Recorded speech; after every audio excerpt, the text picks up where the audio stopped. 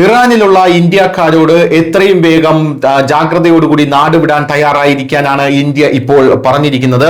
ഇപ്പോഴിതാ ഇറാനിലെ സ്ഥിതി ദിനംപ്രതി വഷളായിക്കൊണ്ടിരിക്കുകയാണ്. പൗരന്മാർക്കെതിരെ കർശന നടപടിയെടുക്കാൻ ഉത്തരവിട്ടതിനു ശേഷം അമേരിക്ക കൂടുതൽ ആക്രമണാത്മകവും ആക്രമണ ഭീഷണി ഉയർത്തുകയും ചെയ്തിട്ടുണ്ട് എന്ന വാർത്തകളാണ് പുറത്തു വരുന്നത്.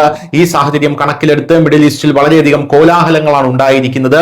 എല്ലാ രാജ്യങ്ങളും അവരുടെ പൗരന്മാരുടെ സുരക്ഷയെക്കുറിച്ച് ആശങ്കാകുലരാണ്. അടുത്തിടെ ഇന്ത്യ മറ്റൊരു മുന്നറിയിപ്പ് പുറപ്പെടുവിച്ചിരിക്കുന്നു.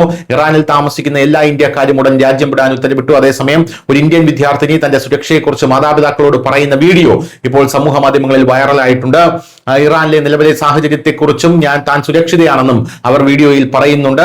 ഇറാനിലെ ഭയാനകരമായ സാഹചര്യത്തിൽ വിദ്യാർത്ഥിനി തന്റെ അച്ഛനും അമ്മയ്ക്കും സുരക്ഷിതത്വ മെസ്സേജ് സന്ദേശം നൽകുന്ന ഒരു വീഡിയോ ഇറാനിൽ നിന്ന് പുറത്തു വന്നു. അവൾ പറയുന്നു, ഹലോ, അസ്സലാമു അലൈക്കും, ഞാൻ ഹുദയാണ്, റുത്ബ, നിങ്ങൾ എല്ലാവരും സുരക്ഷിതരാണോ? എനിക്ക് സുഖമാണ്. എനിക്ക് എന്റെ സുഹൃത്ത് സയേഷയുടെ വീട്ടിലേക്ക് വരേണ്ടി വന്നു.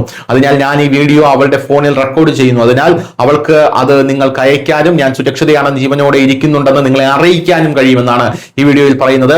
എന്റെ ആരോഗ്യത്തെക്കുറിച്ച് നിങ്ങൾ ആശങ്കാകുലരാണെന്ന് ഞാൻ സ്വപ്നം കണ്ടു. അതിനാൽ നിങ്ങൾ അധികം ടെൻഷൻ അടിക്കരുത് എന്ന് ഞാൻ പറയുന്നു. ഞാൻ സുഖമായിരിക്കുന്നു, നന്നായിരിക്കുന്നു, സുഖമായി ജീവിക്കുന്നു. എനിക്ക് പണവും കയ്യിലുണ്ട്. പക്ഷേ എനിക്കിവിടെ പ്രതിഷേധങ്ങളുണ്ട്. വൈകുന്നേരങ്ങളിൽ അവ കൂടുതൽ ശക്തമാകുന്നു. എന്നിരുന്നാലും അത് ആശങ്കാജനകമായ കാര്യമല്ല. നമ്മൾ വീട്ടിൽ തന്നെ ഇരുന്നാൽ ഒരു പ്രശ്നവുമില്ല എന്നാണ് ഈ പെൺകുട്ടി തന്റെ വീഡിയോയിൽ പറയുന്നത്. വീഡിയോയും അതിനെ തുടർന്ന് അവർ പറയുന്ന കാര്യമെന്ന് പറഞ്ഞാൽ, അബുവിനോടും അമ്മിയോടും ഞാൻ ആരോഗ്യവതിയാണെന്നും എന്നെക്കുറിച്ച് വിഷമിക്കരുതെന്നും പറയൂ, പ്രാർത്ഥിക്കൂ.